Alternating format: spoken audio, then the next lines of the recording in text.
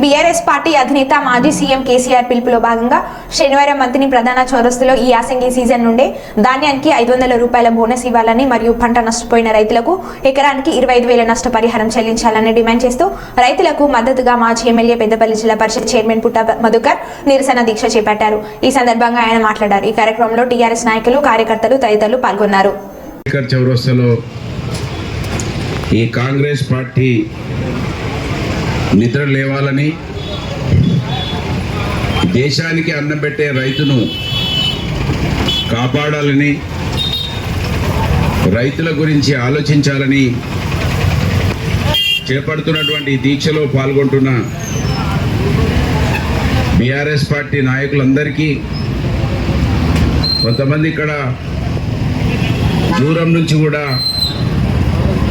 ఈ దీక్షను చూస్తూ వాళ్ళు కూడా ఈ దీక్షకు మద్దతు పలుకుతున్న వాళ్ళందరికీ,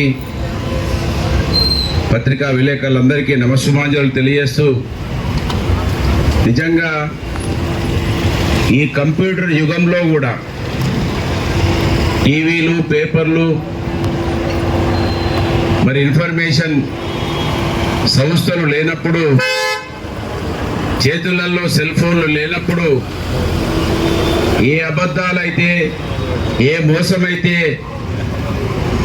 చేసి 76 సంవత్సరాలలో దాదాపు 60 సంవత్సరాల అధికారంలో ఉండి ఈ దేశాన్నే చీకట్లో పెట్టిన కాంగ్రెస్ పార్టీ అబద్ధాల పునాదుల మీద అధికారంలోకి వచ్చి సెల్ ఫోన్లు చేతులలో ఉండంగా, ప్రపంచమంతా మన చేతులలో చూస్తుండగా కూడా ఈరోజు కూడా కాంగ్రెస్ అంటేనే మోసమని, కాంగ్రెస్ అంటేనే చీకటని, ఇంత పెద్ద ఈ వ్యవస్థలో కూడా అబద్ధాలనే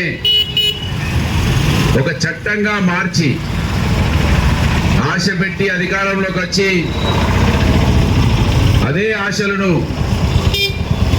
ఆశలలో ప్రజలు బతకాలని,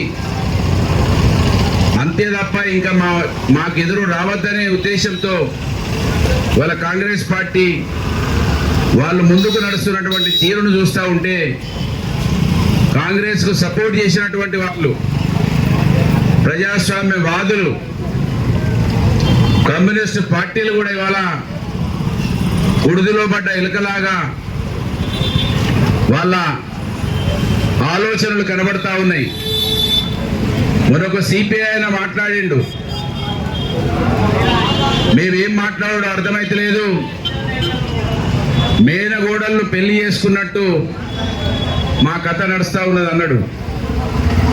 మేనగోడలు పెళ్లి చేసుకున్నాడు అంటే అర్థమైంది కదా, అక్క బిడ్డను ఏమనరాదు అంటే ప్రమాదము.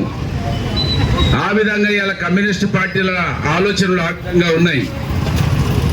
నిజంగా ముఖ్యమంత్రి రేవంత్ రెడ్డి గారు ఎట్లయితే ఉన్నారో వాళ్ళ మంత్రివర్గ సహచరులు కూడా అదే విధంగా మాట్లాడుతూ ఉన్నారు.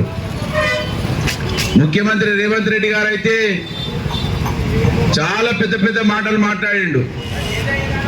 కేసీఆర్ గారిని అయితే ముఖ్యమంత్రిగా ఉన్నప్పుడు తెలంగాణ సాధించినటువంటి వ్యక్తి, వయసులో చాలా పెద్దవాడైనా చూడకుండా అనేక గలీజ్ మాటలు అన్నాడు. 2 పంటలు రుణమే, 2 పంటలకి రైతు బంధు ఇస్తున్నావు, 3వ పంటే తీయవా దద్దమ్మవు నువ్వు అన్నాడు. ఇవాళ రేవంత్ రెడ్డి గారు ఒక్క పంట కూడా రైతు బంధు చక్కగా వేయలే, రుణమాఫీ చేయలే. ఆ ఇద్దరు పెద్ద మనుషులు బ్యాంకులకు పోయేస్తారు. మన సమ్మన్న పెద్ద మనిషి పేరేంది, ఊరట పుట్టపాక రాములు ఇప్పుడు ఆంధ్ర బ్యాంకు నుంచి బయటికి వెళ్తాడు. నేను ఇంతకుముందు ఆ బ్యాంకులకు పోతే చెప్తుండు, బంగారం కుదబెడుతున్నావు ఎందుకు పెద్దన్న అంటే, ఏం చేయమంటావు, బ్యాంకులో పోయేస్తారు, ఎప్పుడు రుణం తీసుకుంటున్నామని చెప్తా ఉన్నాడు. పంట పోతుంది, భూమి పోతుంది అని అంటున్నది అవ్వ. అంటే ఇవాళ మంత్రివర్గం కూడా ఈ నియోజకవర్గానికి సంబంధించినటువంటి ఎమ్మెల్యే మేము చెప్పినాం వర్షాలు పడ్డాయి, మీరు వర్షాలు పడలేదు అంటున్నారు. వాతావరణ శాఖ ద్వారా రిపోర్ట్ తెప్పించుకున్నాం, వర్షపాతం ఎక్కువ ఉన్నది ఆగస్టు, సెప్టెంబర్, జూలైలో అని చెప్పినాం. అంటే దాన్ని పెడచెవున పెట్టి నిన్న ప్రెస్ మీట్ లో కూడా మాట్లాడుతున్నారు. మేము అనేక విషయాలు చెప్తున్నాం, అయినా కూడా వాళ్ళ అబద్ధాలు మాత్రం ఆడతలేరు. ఇక్కడ చూడండి, ఆయనే ఆ రోజు వర్షాలలో జూలైలో 31 జూలై ఆగస్టులో నీళ్ళల్లో తిరిగి కన్నీళ్లు పెట్టుకున్నాడు. పాపం కన్నీళ్లు పెట్టుకుంటే పాపం నమ్మిన రైతులు, అబ్బా కాంగ్రెస్ వాళ్ళు మా కోసం వచ్చిందని అన్నారు. సంవత్సరం గడవలే, జూలై రాలేదు, వర్షాలు పడలేదు అంటున్నాడు. అంటే ఇంతకన్నా అబద్ధం ఇంకేదైనా ఉంటుందా? ఒకసారి రైతులు, ప్రజలు ఆలోచించాలి. జూలైలో, ఆగస్టులో పెద్ద ఎత్తున వర్షాలు పడ్డాయి. బొక్కల వాగులో చెక్ డ్యామ్ను, ఆ చెక్ డ్యామ్ వల్లనే మంత్రులకు నీళ్ళు వచ్చినాయని చాలా చదువుకోని వాళ్ళు మాట్లాడినట్టుగా మాట్లాడిండు మన మంత్రి ఎమ్మెల్యే. ఇవాళ అదే చెక్ డ్యామ్ బతికిస్తున్నది మా ఎగ్లాస్పూర్ రైతులను. రైతులు పెట్టి నీళ్ళ కిందికి పంపించుకుంటున్నారు నీళ్లు. అంటే గంత చిన్నగా చెక్ డ్యామ్లు ఏ విధంగా ఉపయోగపడతాయి అనేది కూడా సోయి లేకుండా మాట్లాడారు ప్రతిపక్షంలో ఉన్నప్పుడు. కడియం ప్రాజెక్టు గేట్ల మించెల్లి నీళ్ళు వచ్చినాయి, అనేక ఊర్లలో నీళ్ళు వచ్చినాయి. మోరంచ వాగు దిగిపోయి ఓడేడు నుంచి మొదలుకుంటే కింది దాకా మొత్తం పొలాలు కోసుకపోయినాయి. వర్షాలు వల్లేదు అంటున్నారు. అంటే అబద్ధాలు ఏ విధంగా ఆడుతున్నారో ఒకసారి మనకు అర్థం చేసుకోవాలి. వాళ్ళు ఏ విధంగా ఇవాళ అనేక మంది రైతు సంఘం నాయకులని కాంగ్రెస్ పార్టీ వాళ్ళ మాయ మాటలు నమ్మి ఒకసారి మార్పు చూద్దామని ఆలోచిస్తే ఇంత మంచి మార్పు చూస్తామని అనుకోలేదని వేళ బాధపడుతున్నటువంటి ఈ రాష్ట్ర రైతాంగాన్ని గురించి ఈ ప్రభుత్వం మెడలు వంచాలే, కాంగ్రెస్ పార్టీ అబద్ధాల మీద అధికారంలోకి వచ్చి అట్టి అబద్ధాలనే శాసనం చేయాలని చూస్తున్నటువంటి ఈ పరిస్థితులలో వారికి అండగా ఈ ప్రభుత్వం మెడలు వంచాలని కేసీఆర్ గారు ఎర్ర టెండర్లలో రైతులను మందలిస్తూ ధైర్యాన్ని ఇస్తూ ఇవాళ ఈ ప్రభుత్వం మెడలు వంచడాని కోసం నిరసన దీక్ష కార్యక్రమాన్ని వారు నిర్ణయించడం జరిగింది. 12:30 వరకు జరిగే ఈ దీక్షలో మరి పాల్గొంటున్నటువంటి అనేక మంది రైతు సంఘం నాయకులని పెద్ద పెద్ద మాటలు మాట్లాడారు కాంగ్రెస్ వాళ్ళు. ఇవాళ కనబడతలేరు. కేసీఆర్ వస్తున్నాడంటే ఎల్లంపల్లి మోటార్లు చాలు చేసిండ్రు, మళ్ళీ ఇవాళ బంద్ చేసిండ్రు. అంటే ఎంతసేపు కేసీఆర్ గారిని బదనాం చేయాలి, ఆ రోజు టిఆర్ఎస్ పార్టీని బదనాం చేయాలి, అంతేగాని ప్రజలను రైతులను రక్షించాలని లేదు, సోయి లేదు.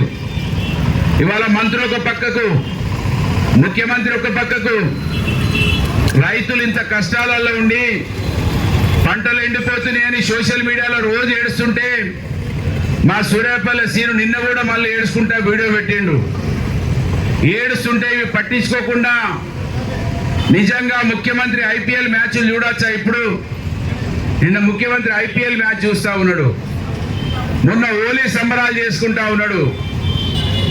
ఇక్కడ ఉన్నటువంటి ఎమ్మెల్యేలు కనీసం నీళ్ల గురించి ఒక అధికారులతోటి మీటింగ్ పెట్టి ఎన్నడూ కూడా వాళ్ళను పర్యవేక్షించలేదు. ఎల్లంపల్లి నీళ్లు మంచిర్యాల ఎమ్మెల్యే మోటార్లు ఆన్ చేసి తీసుకుంటున్నాడు, కానీ మంత్రి ఎమ్మెల్యే మాత్రం మనకు నీళ్లు తీసుకొస్తలేడు. ఈ విధంగా వాళ్ళ వ్యవహార శైలి ఉన్నది. మా ఏగోల శంకర్ అంటున్నాడు, మేము ఆ రోజు తిరిగినాం, శంకర్ లాలు మేమంతా కలిసి తిరిగినాం అంటున్నాడు. కానీ ఇవాళ నేను ఇక్కడ పుట్టి ఇక్కడ పెరగడమే నా తప్పని అనేక మీటింగులలో చెప్పిన. ఇక్కడ పుట్టి ఇక్కడ పెరగడం వలన ఆకలి తెలిసి కష్టం తెలిసి కనుక గిరి అంబేద్కర్ చౌరస్తాలో ఆడుకున్నాం కనుక కష్టాలు తెలిసి స్పందిస్తే అర్థం కాలేదు. ఇవాళ నాయకులు నీళ్ల కోసం తిరుగుతలేరు. నాయకులు ఒక్కొక్క దానికి ఒక్కొక్కరు ఇన్ఛార్జ్ చేసుకున్నారట.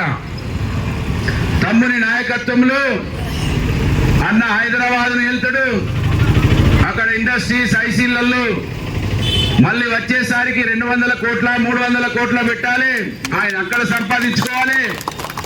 ఇక్కడ తమ్ముని నాయకత్వంలో ఇక్కడ ఇన్ఛార్జీలు వేసుకున్నారట. ఒకరేమో బెల్లంకు ఇన్ఛార్జ్ అట, ఒకరేమో స్క్రాప్కు ఇన్ఛార్జ్ అట. నిన్నటి వరకు ఇసుకకి ఇన్ఛార్జ్ ఉండే, ఇప్పుడు ఇసుకను బంద్ చేసిరో మరి ఆగుతుందో లేదో తెలియదు. ఓడేడు సోమనపల్లి ఇసుకలకు కొంతమంది ఇన్ఛార్జ్ అట. పోలీస్ స్టేషన్లో కూడా కొంతమంది ఇన్ఛార్జీలు వేసుకున్నారట. పోలీస్ స్టేషన్ల పైరవీలో కూడా కొంతమంది తమ్ముని నాయకత్వంలో ఇన్ఛార్జీలు వేసుకున్నారు. వాళ్ళు కాలువల మీద తిరగరు, ఇన్ఛార్జీలు వేసుకొని ఇక్కడ వీళ్ళు దోసుకోవాలి, అక్కడ ఆయన దోసుకోవాలి. మళ్ళీ ఎన్నికలకు 200 కోట్లు 300 కోట్లు పట్టుకొని రావాలి. ఆ పనిలో ఉన్నారు వాళ్ళు, అందులో నిమగ్నమైండ్రు. కనుక ఒక్క రోజు కూడా ఇటువంటి సోయి ఆ రోజు నీళ్ళల్లో తిరిగినట్టు కాలువల మీద వాళ్ళు ఒక్కసారన్నా తిరిగితే రైతులు బతికే వాళ్ళు, పంటలు చేతికి వచ్చేటివి, రైతులు బాగుపడితే మా ముత్తయ్య చెప్పినట్టు మళ్ళా వీళ్ళు ఇచ్చే పైసల కోసం చూడరని, రైతులు బాగుపడకుండానే చూస్తేనే మళ్ళీ 5 సంవత్సరాలకోసారి మేము ఏదో ఇస్తే ఆశపడటానికి గిట్లనే ఉండాలని ఇవాళ కాంగ్రెస్ పార్టీ మీద నుంచి కింది దాకా గట్లనే అహంకారంతో ఉన్నారు. పోయినసారి 7 నెలల వర్షాలలో తిరిగిన నాయకులు వర్షాలు పడతలేవు అంటుంటే ఇప్పటికైనా ప్రజలు అర్థం చేసుకోవాలి, రైతులు అర్థం చేసుకోవాలి. రైతులకు అన్నిచ్చి ఆదుకున్నటువంటి ప్రభుత్వాన్ని పక్కకు పెడితే ఎంత గోసొచ్చిందో అర్థం చేసుకోవాలి. ఇవన్నీ కాడ అర్థం మనం చేసుకోకుండా మళ్ళీ వాళ్ళు తెలంగాణను కర్ణాటకను ఎట్లనైతే మోసం చేసినామో అట్లనే దేశాన్ని మోసం చేయడానికి ఇక్కడనే మళ్ళా సభ పెట్టి మళ్ళా 5 హామీలని మళ్ళా మన తెలంగాణకి వచ్చిర్రు. మనం కర్ణాటక వాళ్ళు చెప్తే నమ్మలే. మేము కలోచెల్ల దగ్గర మారుతి నగర్ పోయినాం. మారుతి నగర్ పోతే వాళ్ళు చెప్పింది అక్కడ రైతులు కర్ణాటక నుంచి ఫోన్లు వస్తున్నాయి, నమ్మేరు సుమా కాంగ్రెస్ పార్టీని, నమ్మితే నట్టేట ముస్తారు, మేము అరిగోసపడుతున్నామని చెప్పిండ్రు అని మారుతి నగర్ వాళ్ళు అన్నారు. అక్కడ రైతులు వచ్చి మొత్తుకున్నారు, మనం పట్టించుకోలేదు. ఇవాళ బెంగళూరులో చూస్తే అక్కడ ఉప ముఖ్యమంత్రి ఇంట్లోనే బోర్లు ఎత్తిపోయినాయి, డీకే శివకుమార్ ఇంట్లో. ఆ విధమైనటువంటి పరిస్థితులు బెంగళూరులో నీళ్లు లేవు. ఇప్పటికే కరీంనగర్ లో రోజు వచ్చే నీళ్లు దినం తప్పిడి దినం వస్తున్నాయి. ఎల్ఎండి పక్కకు ఉన్నటువంటి కరీంనగర్ లో దినం తప్పిడి దినం వస్తున్నాయి. మళ్ళీ అనౌన్స్ చేస్తున్నారట రాబో రోజులలో 2 రోజులకోసారి 3 రోజులకోసారి ఇస్తామని. వీళ్ళ తెలివి తక్కువ తనానికి ఇవి నిదర్శనం. కనుక మనం ఆలోచించకుండా గట్టనే వాళ్ళు చెప్పినట్టు తింటే మోసపోతాం. కనుక జాగ్రత్త పడాలి. ఈ నియోజకవర్గంలో కొంతమంది యువకులు చాలా అనేక విషయాలు మాట్లాడిండ్రు. వీళ్ళు ఒక్కరిని కాదు ముంచేది, అన్ని వర్గాలను ముంచుతున్నారు. నిన్న కేసీఆర్ గారు చెప్పిండ్రు ఎట్లా 4,000 ఇస్తా అని మోసం చేసిండ్రు. ఇంతకుముందు మా ఏటరావు అన్నాడు, ఉరుకోండి 2 లక్షలు తెచ్చుకోండి, సర్కార్ సవాల్ 9 తారీఖున సంతకం పెడతా, అన్ని మాఫ్ చేస్తా. బ్యాంకులో నోటీస్ ఇస్తున్నారు, దాని గురించి స్పందన లేదు. అంతేకాకుండా ఇవాళ పెన్షన్ పాపం 4,000 ఇస్తామన్నారు. ఒక్కొక్క కుటుంబానికి ఇప్పటి వరకే దాదాపు 16,000 రూపాయలు టోకన్ కొట్టిండ్రు. వాళ్ళ గదే 2,000 ఇస్తున్నారు, ఇంటికి 2 ఇస్తామన్నారు. విద్యార్థులు మధ్యతరగతి కుటుంబాల వాళ్ళే DSC exams, TET exams, group 1 exams చాలా దయనీయమైన పరిస్థితిలో ఉంటారు. ఆ రోజు మన బీఆర్ఎస్ పార్టీ ప్రభుత్వం ఉన్నప్పుడు టెట్ ఎగ్జామ్ కావచ్చు, గ్రూప్ 1 ఎగ్జామ్ కావచ్చు 200 నుంచి 400 ఉండే రెండింటికి. కానీ వాళ్ళ రెండింటికి ఈ కాంగ్రెస్ వాళ్ళు రాగానే మేనిఫెస్టోలో కూడా పెట్టిండ్రు, అక్కడ మేనిఫెస్టోలో కూడా పెట్టిండ్రు, మేనిఫెస్టోలో కూడా పెట్టి